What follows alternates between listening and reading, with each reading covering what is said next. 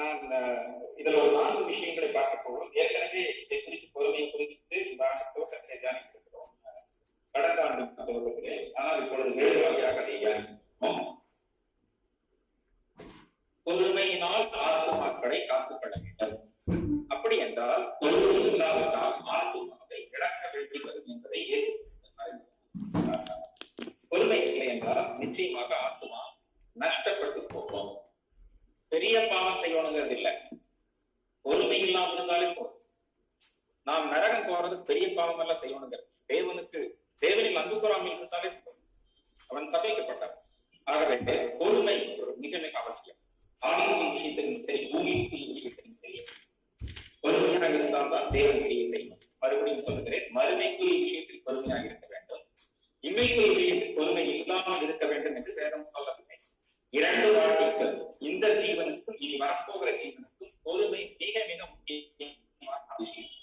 எப்படி 2 ஜீவனுக்கும் தேவபக்தி முக்கியமோ பவுல் சொல்கிறது போல பொறுமை முக்கியம். ஏனென்றால் தேவபக்தியோடு பொறுமையை அடையும்படி நாட சொல்லி அப்போஸ்தலனாகிய பவுல் தீமோத்தேயுவுக்கு அவன் அறிவிக்கிறார்.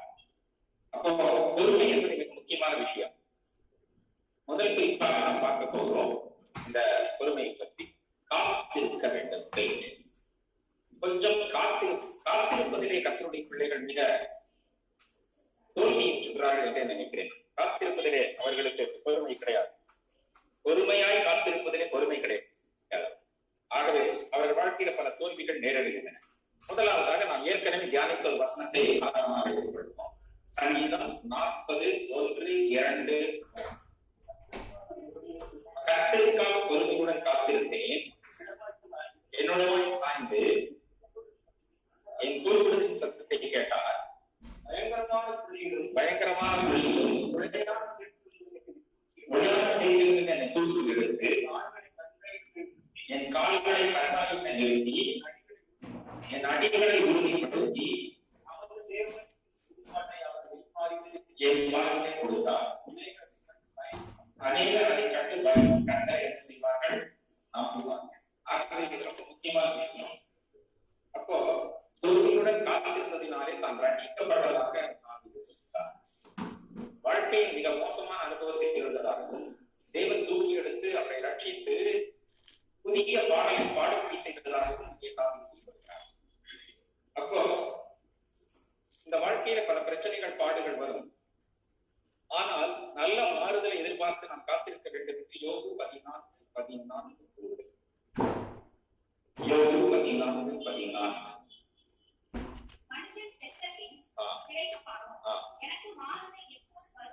எனக்கு மாறுதல் எப்போது வரும் என்று போராட்டத்தின் நாளெல்லாம் நான் காத்திருக்கிறேன் என்று யோபு. என்னுடைய வாழ்க்கையில் எப்பொழுது நல்ல மாற்றங்கள் வரும்? என்னுடைய வாழ்க்கையின் போராட்டத்தின் நாளெல்லாம் நான் காத்திருக்கிறேன். அதிலே மாறுதலை சொல்லுகிறார். மனுஷன் மாற வேண்டும் கட்டாயம், தேவன் மாற வேண்டிய அவசியம் இல்லை. மனுஷன் மாற வேண்டும். மாறாத சூழ்நிலை வருகிற வரைக்கும் மாறிக்கொண்டே இருக்கிறது, அசைவில்லாத ராஜ்யத்தை பெறும் வரை. அப்போ இங்க யோபு நமக்கு என்ன அறிவுறுத்துகிறார் என்றால், வாழ்க்கையில் போராட்டம் உண்டு, ஆனால் ஒரு மாறுதலும் உண்டு. அந்த மாறுதல் வரும் வரைக்கும் போராட்டத்துக்கு மாறுதலுக்கும் இடைப்பட்ட காலம் தான் பொறுமையின் காலம். அதை பொறுமையின்மையாக நீங்கள் மாற்றினால் அந்த மாறுதல் உங்களுக்கு கிடைக்காமல் போவதற்கு வாய்ப்புகள் இருக்கின்றன. ஆகவே நீங்கள் மாறுதலை இழந்து போகக்கூடாது என்றால், போராட்டத்துக்கு மாறுதல் கிடைப்பட்ட காலம் எத்தனை ஆண்டு காலம், எத்தனை நாட்கள் என்பது தேவனுக்கு அவர் தான் அதை முடிவு செய்வார். நாம் முடிவு செய்ய முடியாது. அந்த நாட்கள் எல்லாம் நமக்கு சில சமயங்களில் தெரியவே தெரியாது. யோபு தன் வாழ்க்கையில் எப்பொழுது ஆசீர்வதிக்கப்படுவான் என்று யோபுக்கு தெரியவில்லை. ஆசீர்வதிக்கப்பட்ட பிறகுதான் எத்தனை காலம் பாடுபட்டதாக அவன் ஒருவேளை யோசித்திருக்கலாம். ஆனால் அது வரைக்கும் எனக்கு எப்பொழுதும் அவன் பாருங்கள் சொல்கிறான், எப்பொழுது மாறுதல் வரும் என்று தெரியவில்லை என்ற அர்த்தத்தில் தான் 14ஆம் வசனத்தில் பேச. எனக்கு மாறுதல் வரும் வரைக்கும் நான் காத்திருக்கிறேன், நான் பொறுமையாய் காத்திருக்கிறேன். ஆகவே பொறுமை பற்றி சாலமன் சொல்லுகிறார் அவருடைய அனுபவத்தில். பிரசங்கி 7:8.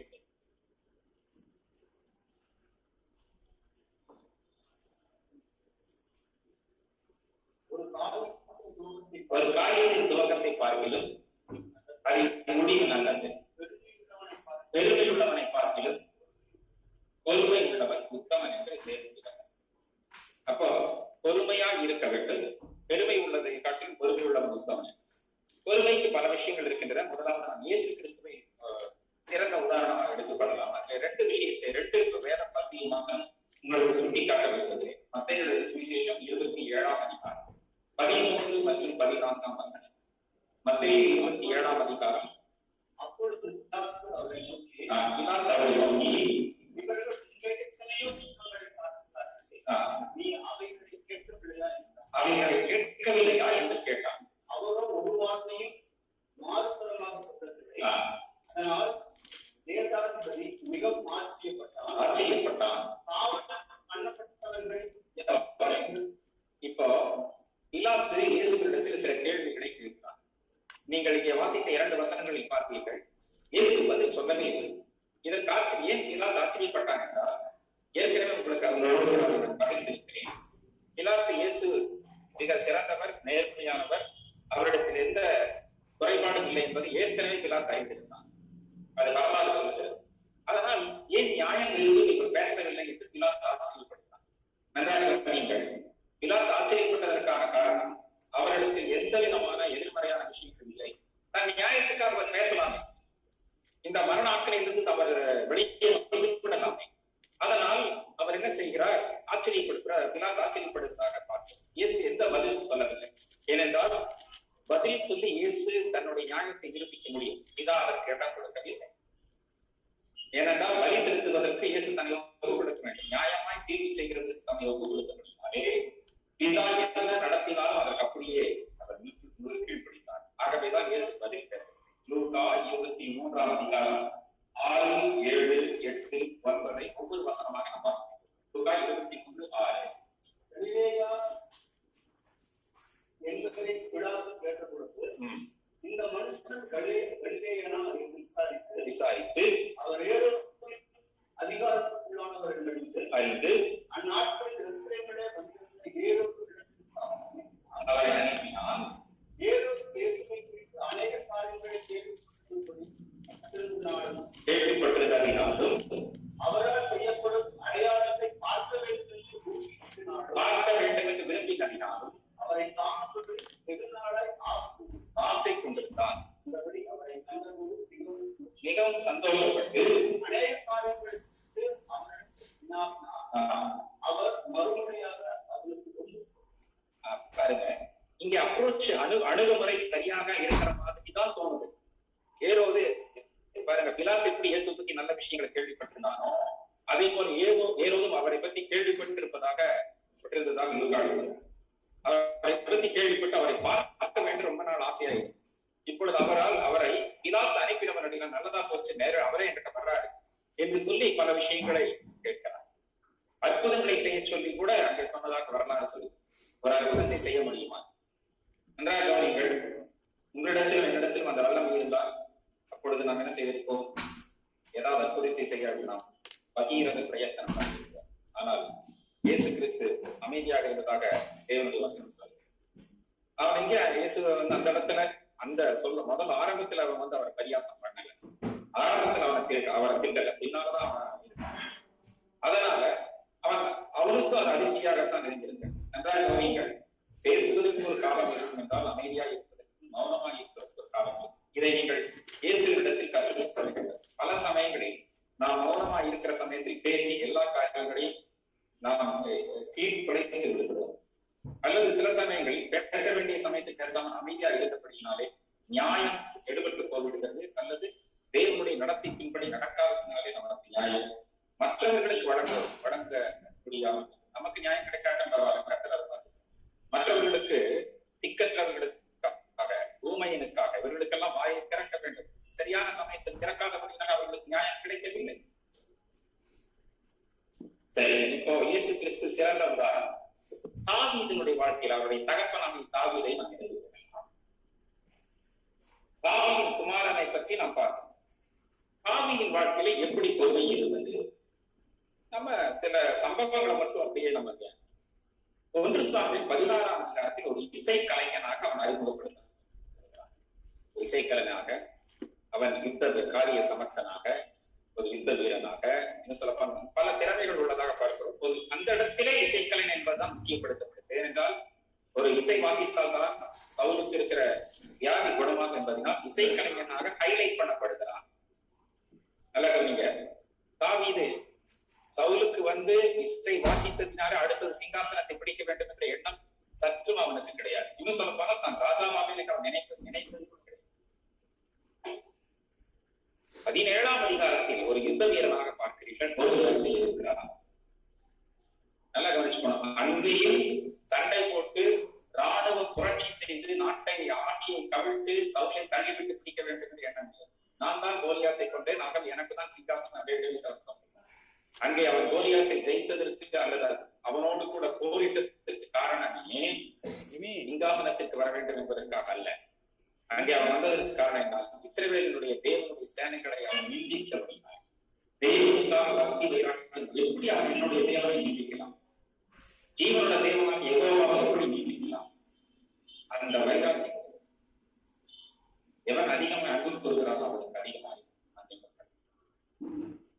அல்லது எவனுக்கு அதிகமாய் மன்னிக்கப்படுகிறதோ அவன் அதிகமாய் அன்பு கூறுவான். இப்பொழுது நம்ம அதை பார்க்கிறோம். அப்போ இங்கே நீங்கள் பார்க்கிறீர்கள், 17ஆம் அதிகாரத்தில் ஒரு போர் வீரனாக ஒரே ஒரு கூழாங்கல்லை கொண்டு கோலியாத்தை வீழ்த்தினான். அதற்கு தேவன் தான் முழுவதற்கான. அப்போ அவனை கருவியாக பயன்படுத்தி அப்போ சிங்காசனத்துக்கு அவசரப்படும். அப்புறம் சகோதரிமார்கள் தாவீதுக்கு ஒரு பாட்டு பாடி ஒரு வேட்டு வைத்தார்கள். சவுல் கொன்றது 1000, தாவீது கொன்றது 10000. அதிலேயும் தாவீது பல பிரச்சனைகளுக்குள்ளே போனதுக்கான பார்க்க 18ஆம் அதிகாரத்தில் ஒரு நல்ல கவனிங்க. 18ஆம் அதிகாரத்தில் ஒரு சேவகனாக அடிமையாக இருக்கிறான். சவுல் சொன்னது அப்படியே கேட்டு நடந்தான். பெலிஸ்தருடைய நுனித்தோலை கொண்டு வரணுங்கிறதுக்கு ராஜாவுக்கு மருமனாகிறதுக்கு நான் எம்மாத்திரம் என்று கேட்டு அதெல்லாம் முக்கியம் இல்லைங்க. சவுல் வந்து அவன் ஒரு சேவகனாக தன்னிடத்தில் வைத்துக் கொண்டான். நல்லா கவனிங்க. மேன்மைக்கு முன்னானது தாழ்மை. முதல்ல வேலைக்காரனா இருக்கணும், அப்புறம் தான் எதிர்ப்பு. சிங்காசனத்துக்கு போறோம்னா முதல்ல சிறைச்சாலையில் இருந்து தான் புறப்படணும். சிறைச்சாலையில் இருந்து சிங்காசனத்துக்கு யோசேப்பை தேடி போட்டுமா. அப்போ ஒரு சேவகனாக சவுலுக்கு ஒரு சேவகனாக வேலை பார்த்தான்.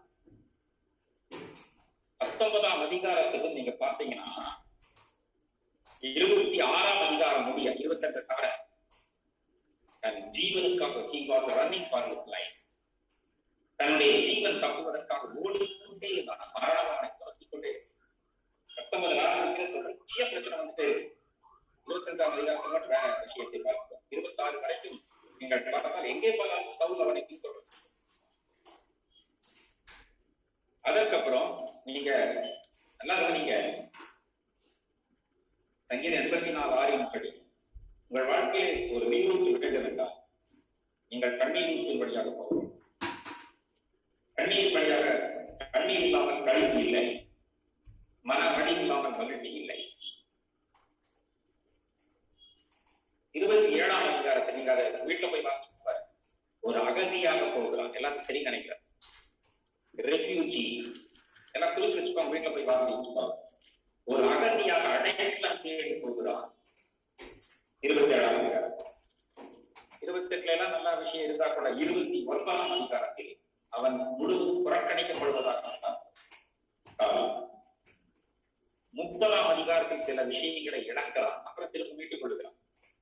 ஆகவே வாழ்க்கையில் மேடு பள்ளங்கள் அப்ஸ் அண்ட் டவுன்ஸ் வந்து கொண்டே இருக்கு.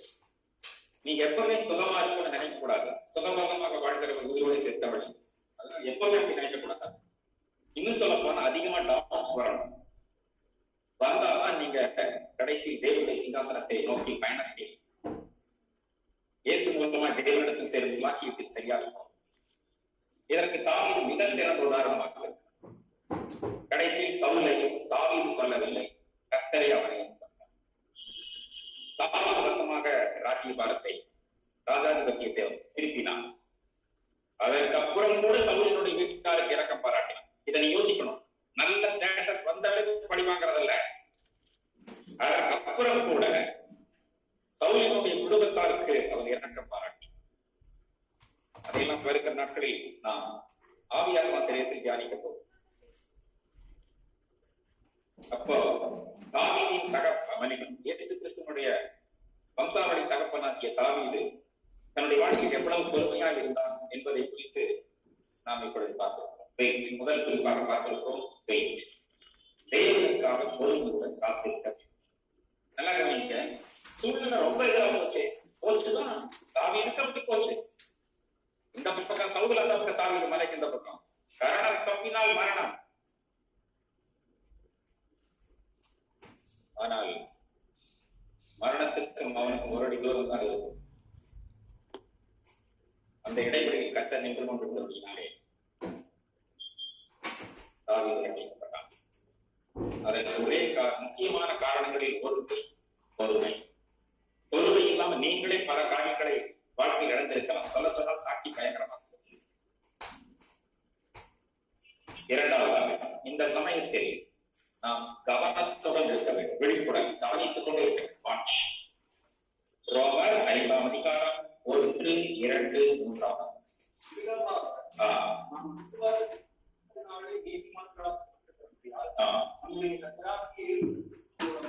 தேவனிடத்தில் சமாதானம் திரும்புவது அவர் மூலமாக நாம் இந்த கிருபையில் பிரவேசிக்கும் சாக்கியத்தை விசுவாசத்தால் பெற்று நிலை கொண்டிருந்து தேவ மகிமையை அடைவோம் என்கிற நம்பிக்கையினாலே மேலே போறார்.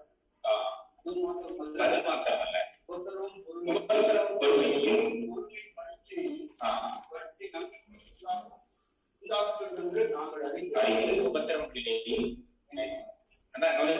நினைக்கிறேன். இங்கே வாசிப்பது ஒருவேளை உங்களுக்கு கேட்காவிட்டால் நீங்கள் ரோமர் 5ஆம் அதிகாரம் 3ஆம் வசனத்தை பார்க்கும்போது என்னவென்றால் உபத்திரவம் பொறுமை உண்டாக்கும். அப்ப உங்க வாழ்க்கையில பொறுமை, ஏதாவது உபத்திரம் வந்துச்சுன்னா அவங்க நினைச்சுக்கோங்க, தேவன் பொறுமையை கற்றுக் கொடுக்க விரும்புறான்னு நினைக்கிறேன். அது ஒரு காரணம், ஒன் ஆஃப் த ரீசன்ஸ். காரணங்களில் ஒன்று. மற்ற காரணங்களை பற்றி உங்களுக்கும் தேவனுக்கு மாற்றம். ஆனால் வேதத்தின் வெளிச்சத்திலிருந்து நான் கற்றுக்கொண்ட விஷயம் என்னென்றால், உங்களுக்கு தேவன் பொறுமையை கற்றுக் கொடுப்பதற்கு ஏதோ ஒரு கஷ்டத்தின் வழியாக உங்களை அனுமதிக்கிறார். அப்பதான் நீங்க பொறுமையை கற்றுக்க முடியும். ஏனென்றால் பொறுமையை கற்றுக்கொள்வதன் மூலமாக இன்று உங்கள் ஆத்துமாக்களை காத்துக் கொள்ள முடியும் என்று இயேசு கிறிஸ்து கூறியிருக்கிறார். அதை நீங்கள் விளங்கிக் கொள்ள வேண்டும். ஒருவேளை பொறுமை இல்லைன்னா, உபத்திரவம் இல்லைன்னா, பொறுமை இருந்தா நல்லதுதான், சந்தோஷம் தான். பொறுமை இழக்கிற பட்சத்தில் உபத்திரவத்தை தேவன் கொண்டு வருவதற்கு வாய்ப்புகள். அப்போ உபத்திரம் பொறுமை உண்டாகும். இந்த சமயத்துல வாட்ச், நல்லா கவனமா விழிப்போடு இருக்கணும், ஸ்டேபிளா இருக்கணும். ரோமர் 12:12 நம்பிக்கையே சந்தோஷமாயிருங்கள், உபத்திரவத்திலே பொறுமையாயிருங்கள், ஜபத்திலே உறுதியாய் தைத்துங்கள். நல்ல கொஞ்சம் 3 விஷயத்தை பார்க்கிறோம். நம்பிக்கையிலே சந்தோஷமாயிருங்கள். There is a hope for us. நமக்கு ஒரு நம்பிக்கை இருக்கிறது. என்னது? அந்த சமயத்தில் உங்களுக்கு அந்த வருகைக்கு ஆயத்தமாக ஒரு காரணிதான் உபத்திரவம். One of the factors that God is using for your eternal life is nothing but mercy. வாழ்க்கையை உங்கள் உபத்திரவத்துக்கு தேவன் பயன்படுத்துகிற காரணங்களும் ஒன்று, அதாவது நிதிஜி சொல்லிவிட்டு சொல்லுகிறார், ஜபத்திலே உறுதியாய் தைத்திருங்கள். அந்த சமயத்துல பொறுமையா இருக்கணும்னா சும்மா இருக்கா சாத்தா வந்து வேலை செய்ய ஆரம்பிச்சிருவாங்க. ஜபம் பண்ணாரு. ஜபம் பண்ணினால் உங்கள் மனமெல்லாம் தேவனை பற்றி தான் இருக்கும். இருதயத்தின் நிறைவினால் வாய்ப்பு பேசும். இல்லை அமைதியா இருந்தால் சாத்தான் வேறு வார்த்தைகளை கொண்டு வந்து உள்ளே போடுவதற்கு வாய்ப்புகள் இல்லை. அப்போ கவனமாக, இதற்கு 2 விஷயம் இருக்கு. ஒண்ணு தேவன்கிட்ட ஜபம் பண்ணி வாங்கிக்கணும், இன்னொன்று வேதத்தை வாசிப்பதன் மூலமாக வாங்கிக் கொள்ள வேண்டும். ரோமர் 15ஆம் அதிகாரம் 6ஆம் வசனம்.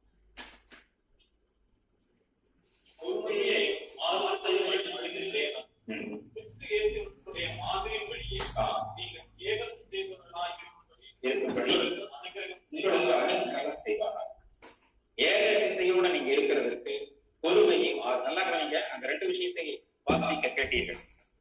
பொறுமை, ஆறுதல். நல்லா கவனிங்க. பொறுமையா இருக்கிற சமயத்துல கொஞ்சம் வருத்தமா இருக்கும். கரெக்டா? அப்படி வருத்தமா இருக்கும்போது நீங்க என்ன செய்வீங்க? ஆறுதலை தேடுவீங்க. அன்றே காரியம் நடக்கல, எனக்கு என்ன பண்றதுன்னு தெரியும், வருத்தமா இருக்குன்னா ஆறுதலை அந்த சமயத்தில் வெளிப்படுத்தும் விசேஷம் நீங்கள் வாசிக்கும் போது 6ஆம் அதிகாரத்தில் 5ஆம் முத்திரை உடைக்கும் போது ரத்த சாட்சிகள் எல்லாம் எதுவரைக்கும் நீ நியாய தீர்ப்பு செய்யாமல் இருக்கிறீர்கள் என்று எங்களுடைய ரத்தத்துக்கு ஏன் எதையும் பழிவாகவில்லை. ஆண்டவர் சொன்னார், எல்லாரும் ஆட வேண்டாம், அமைதியா இருக்க, கொஞ்ச நேரம் இழைப்பார்கள் என்று சொல்லிட்டு இத்தனை நேரம் இழைப்பார்கள், இப்பொழுது என்ன எடுத்து ஆட்டம் வேண்டி இருக்கிறது. அவர்கள் ஆறுதல் அடைவதற்காக வெள்ளை அங்கிகளை கொடுத்தாங்க. யோவான் எழுதுகிறார். நீங்களும் உங்க வாழ்க்கையில அதுக்காக ஆட்டம் போடணும்னு நான் சொல்லல. ஏதாவது பொறுமை இழந்தால், இழக்க வேண்டிய சூழ்நிலை வந்தால் ஆறுதலை அளித்து அந்த பொறுமையை தக்க வைத்துக் கொள்வதற்கு தேவன் நமக்கு உதவி செய்கிறார். அப்புறம் 7ஆம் அதிகாரத்துல பார்க்கும்போது அந்த 12 கோத்திரத்துக்கு முத்திரை போட்டு முடிச்ச பிறகு எல்லா ரத்த சாட்சிகளும் நாங்க பார்க்கல. அவங்க கர்த்தரை எப்படியெல்லாம் பாடினார்கள். அங்கே ஒரு மூப்பர் வந்து யோவானிடத்தில் இவர்களெல்லாம் யாருக்கு உனக்கு தெரியுமா என்று கேட்கும்போது தெரியாத ஆண்டவன் சொன்னது. அவர்கள் மிகுந்த உபத்திரவத்தில் வந்தவர்கள், இயேசுவின் ரத்தத்தில் தங்களுடைய ஆட்டுக்குட்டியின் ரத்தத்தில் தங்கள் அங்கிகளை தோய்த்து வெளுத்தவர்கள்.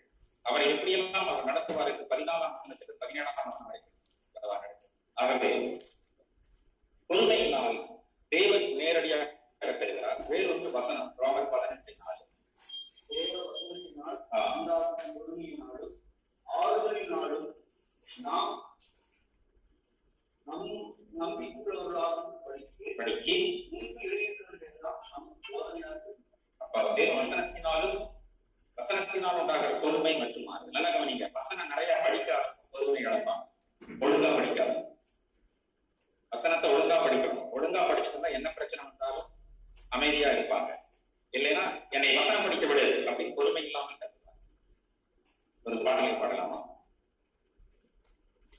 இதை பாடிவிட்டு முற்பிதாக்களுடைய பொறுமை குறித்து சற்று பார்க்க போகிறோம். ஆபிரகாம், ஈசாக்கு, யாக்கோபு, யோசேப்பு.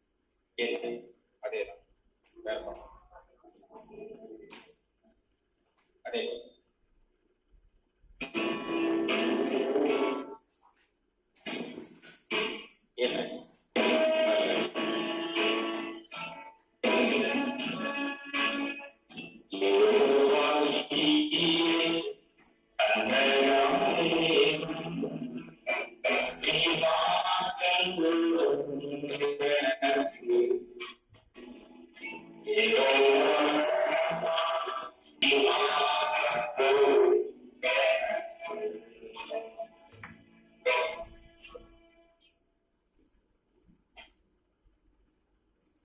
முற்பிதாக்களுடைய பொறுமையை குறித்து பார்ப்போம்.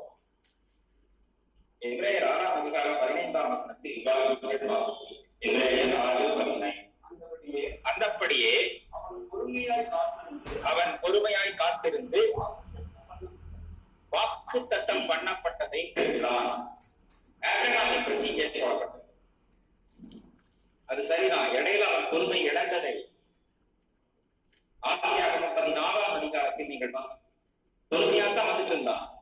அந்த பயணத்தில் ஒரு சறுக்கல் ஆகாரோடு அவன் நடந்தான். அதனுடைய விளைவு இன்றைக்கும் உலகம் அனுபவிக்கிறது. பொறுமை இன்மை. ஆனால் அவனுடைய மகன் ஈசாக்கை பாருங்கள், அவன் பொறுமையா இருந்தான். நீங்க வீட்டுல போய் வாசிங்க. ஆதியாகமம் 26ஆம் அதிகாரம் 19 வரை வாசி. அவன் எவ்வளவு பொறுமையாக விட்டுக் கொடுத்தான் என்பதை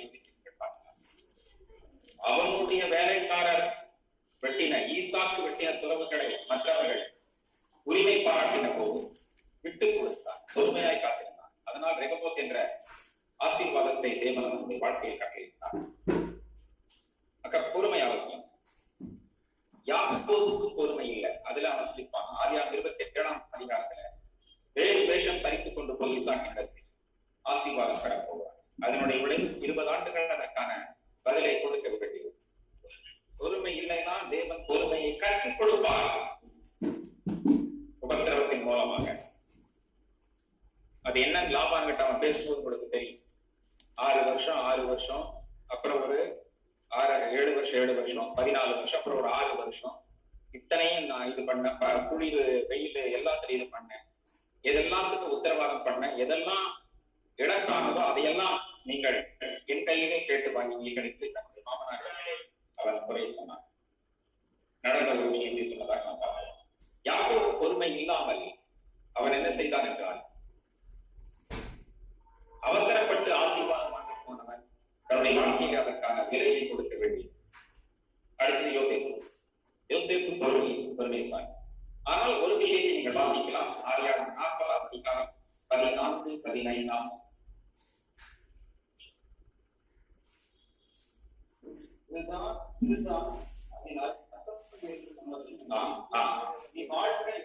நீ வாழ்வடைந்திருக்கும் போது என்னை நினைத்து என் மேல் தயவு வைத்து என் காரியத்தை பார்வோனுக்கு அறிவித்து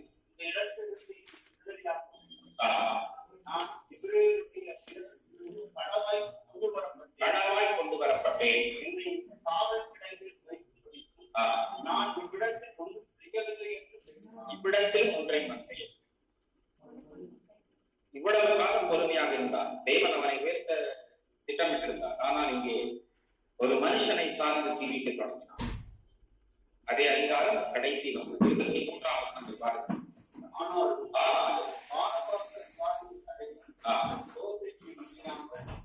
அவனை மறந்து விட்டான் என்று சொல்றான்.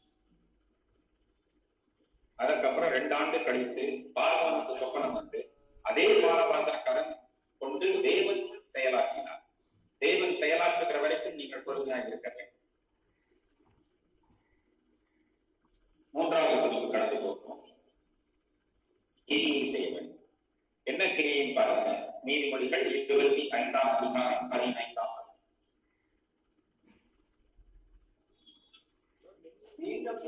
நீண்ட பொறுமையினால் பிரபுவையும் சம்மதிக்க பண்ணலாம்.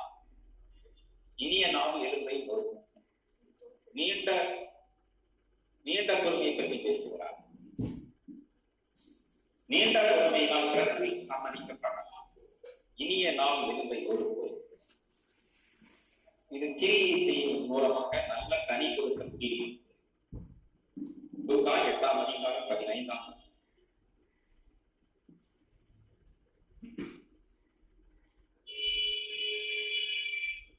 நல்ல நிலத்தில் விதைக்கப்பட்டவர்கள் வசனத்தை கேட்டு அதை உண்மையும் நன்றியுமான காத்து பொறுமையுடனே பலன் கொடுக்கிறார்கள்.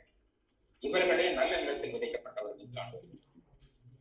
அப்போ பொறுமையாக காத்துக்கொண்டு வசனத்தை காத்துக்கொண்டு பலன் கொடுக்கிறவர்களை பற்றி அதாவது நீங்கள் பொறுமையாக இருக்க வேண்டும் என்பதை குறித்து நாம் தியானித்தோம். பொறுமையாக இருப்பதன் மூலமாக நீங்கள் படித்த வசனத்திற்கான பலனை கொடுக்கும்.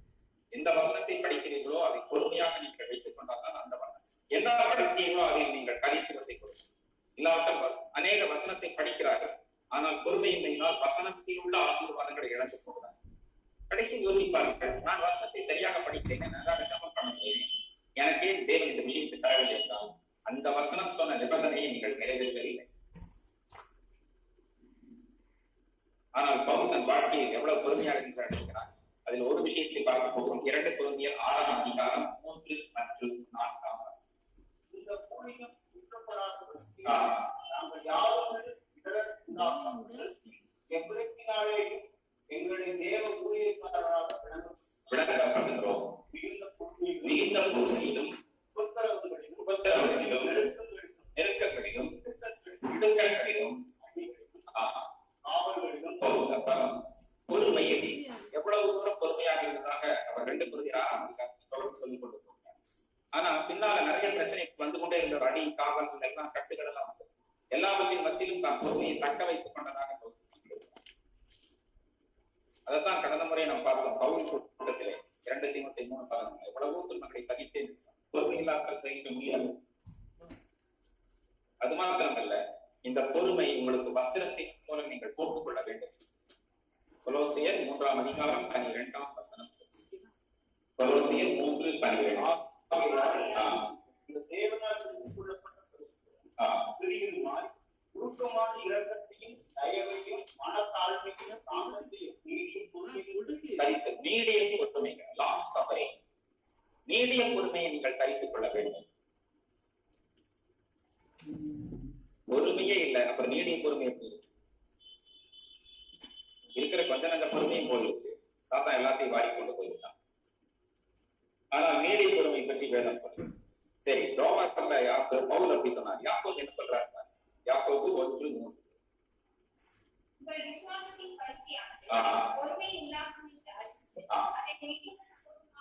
சந்தோஷமாக என்ன சொல்லுகிறார்? நம்ம பொறுமையா பார்க்கிறோம், சகிச்சுக்கிறோம் பார்க்கிறோம். சந்தோஷம் விசுவாசத்தின் பரீட்சை பொறுமையை தான். அப்படின்னா எல்லாத்துக்கும் பரீட்சை அவசியம். நீங்கள் பரீட்சைக்கு நிற்கிறவர்களா இல்லாதவர்களா நீங்கள் விளங்கிதான் பார்க்கணும்.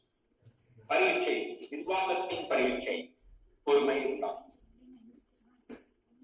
கடைசி குறிப்பாக நீங்கள் ஜெயிக்கிறவர்களாக இருக்க வேண்டும். எபேசியர் 4ஆம் அதிகாரம் 1, 2, 3.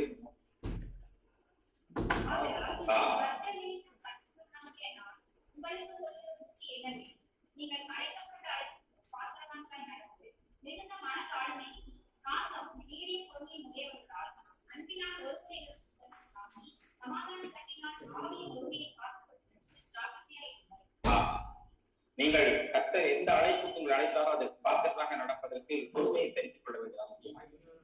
ஆகவே நீங்கள் பாத்திரவான்களாய் நடந்து ஜாக்கிரதையாக இருக்க வேண்டும் என்று சொல்லுகிறார். அப்படி சுழ்ந்து நீங்கள் ஜெயிக்க வேண்டும். அழைப்பு பாத்திரமா நீங்க போக வேண்டிய இடம் பார்ப்போம். ஆனா இந்த பொறுமையினால் உங்களுக்கு தேவன் மிகப்பெரிய ஆசீர்வாதத்தை கட்டியிருக்கிறார். யாக்கோபு 5ஆம் அதிகாரம் 11ஆம் வசனம்.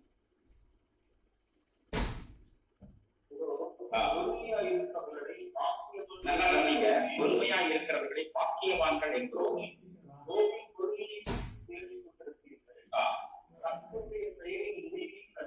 கண்டிருக்கிறீர்கள்.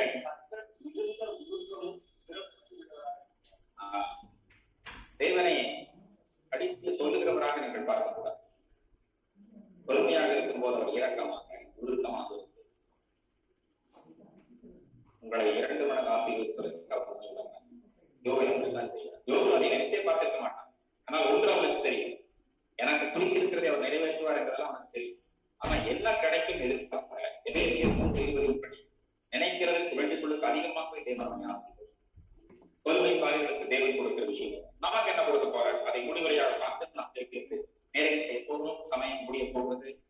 இந்த முதல் செஷன்லேயே சேர்ந்த எல்லா காரியங்களும் நிறைவு இருக்கின்றன. ரோமரில இருக்கிறது நாம் எதை எதிர்பார்க்கிறோம், எது நமக்கு கிடைக்க போகிறது, அதுதான் இனிமேல் வரப்போகிற நாட்கள். 8ஆம் அதிகாரம் 25ஆம் நாம் காணாததை நம்பினோம் ஆகி அதுதான் இயேசு கிறிஸ்துவின் வருகை. 19 நீங்க ஆச்சுங்களா? இயேசு கிறிஸ்துவின் வருகைக்கு எதிர்பார்த்திருக்கிறேன். இதுவரைக்கும் நீங்கள் இந்த அனுபவத்தை பார்க்கவில்லை. உங்கள் வாழ்க்கையில் எல்லா சிருஷ்டிகளும் தவிர்த்து பிரசவ வேதனைப்படுகிறது. தேவபுத்திரர் வெளிப்படுகிறதை நாம் எதிர்பார்த்துக் கொண்டிருக்கிறோம். நாமும் அதில் ஒருவன் தான் காண்கிறதை நம்ப வேண்டும். என்ன காணாததை நாம் நம்ப வேண்டும். அதை பொறுமையோடு காத்திருக்க வேண்டும். 25ஆம் வசனத்தை வாசிப்போம். 24 ஒருவன் தான் காண்கிறதை நம்ப வேண்டிய அவசியமே இல்லை. ஆகவே பொறுமையோடு காத்திருப்போம். ஒரு நாள் இயேசு கிறிஸ்து மதியாக தோன்றுவார். 2:25 படி இந்திய ஜீவனை உறுதி செய்வார். அந்த நாள் வரை கர்த்தர் படை நடத்துவார். எங்களை நேசிக்கிற நல்ல பிதாவை மாலை வேலைக்காக இயேசுவின் நாமத்தில் நன்றியோடு ஸ்தோத்திரிக்கிறோம். இந்த நாளிலும் ஆண்டவர் எபேசு சபைக்கு நீர் எழுதின தூதியின்படி பொறுமையை குறித்து சில காரியங்களை தியானிக்கும்படியாக நீர் கொடுத்த கிருபைக்காக நேரில் கலந்து கொண்டவர்களுக்காகவும் அதே போல ஆண்டவரே இந்த செயலின் வழியாக இணைந்தவர்களுக்காகவும் நன்றியோடு ஸ்தோத்திரிக்கிறேன். கர்த்தர் அவர்களை ஆசீர்வதிப்பீராக. அவருடைய ஆவிக்குரிய பூமிக்குரிய தேவைகள் எல்லாத்தையும் கர்த்தர் சந்திக்க வேண்டும் என்று விரும்புகிறேன். பொறுமையினால் அவர்கள் முதலாவதாக ஆவிக்குரிய ஆசீர்வாதங்களை செஞ்சுக்கொள்ளும். பூமிக்குரிய ஆசீர்வாதங்களை கரத்திலிருந்து ஆண்டவரை அவர்கள் கர்த்தர் கிருபை செய்கிறார். அவர்கள் ஆவியாத்ம சரீரம் உடைய குமாரன் வெளிப்படும்போது சுத்தமற்றதாக இருக்கும்படி காக்கப்பட அவருடைய ஆவியாளர்களை கொண்டு கிரியை ஆற்றுகிறார். தொடர்ந்து ஒவ்வொருவரையும் ஆரோக்கிய சட்டைகளுக்குள் மறைத்துக் கொள்ளும். தொடர்ந்து ஒவ்வொருவரையும் தாங்கி வழி நடத்துகிறார்கள். எல்லாரும் ஒருவருக்கே நாங்கள் செலுத்தும் மீட்பும் ரட்சகருமான இயேசு கிறிஸ்துவின் நாமத்தில் கேட்கிறோம். எங்கள் ஜீவனுள்ள நல்ல பிதாவே. என் ஆத்துமாவே கர்த்தரை ஸ்தோத்திரி. என் முழு உள்ளமே பரிசுத்த நாமத்தை ஸ்தோத்திரி. என் ஆத்துமாவே கர்த்தரை ஸ்தோத்திரி. அவர் செய்த சகல உபகாரங்களை மறப்பார். நம்முடைய கர்த்தராகிய இயேசு கிறிஸ்துவின் கிருபையும் பிதாவாகிய தேவனுடைய அன்பு பரிசுத்த ஆவியானவரின் ஐக்கியம் நம் அனைவரோடு எங்களுக்கு இருப்பதாக. மீண்டும் அடுத்த வாரம் ஆவி ஆத்மா செய்த கூடுதலை நாம் கலந்து கொள்வோம். கர்த்தர் அதுவரை உங்களை நடத்தும்.